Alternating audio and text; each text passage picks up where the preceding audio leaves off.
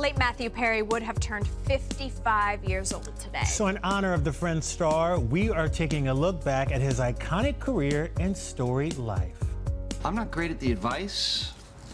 Can I interest you in a sarcastic comment? Some cheese.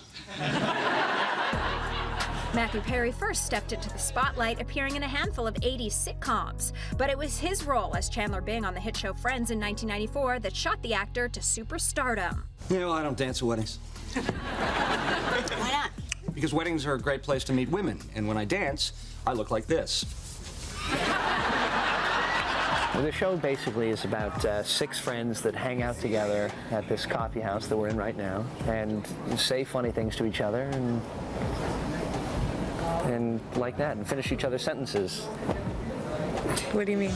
The cast famously became friends on and off camera. We're playing whenever we're not rehearsing, so Jennifer plays the most.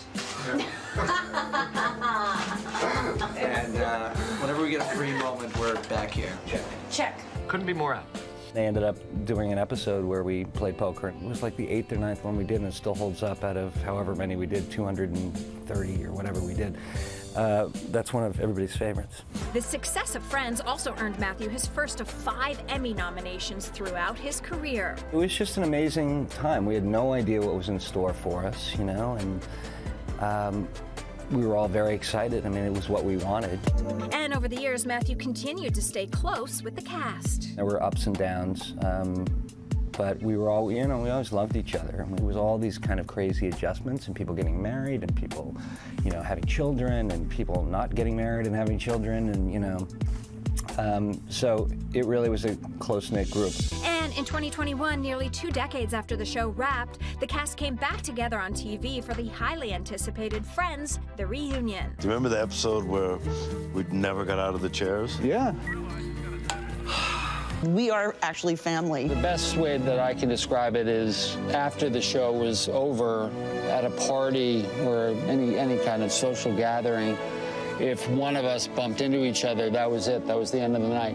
You just Sat with the person all night long. I remember, yeah. And that was it. But in private, Matthew struggled with drug and alcohol addiction, which he later opened up about in his memoir, Friends, Lovers, and the Big Terrible Thing.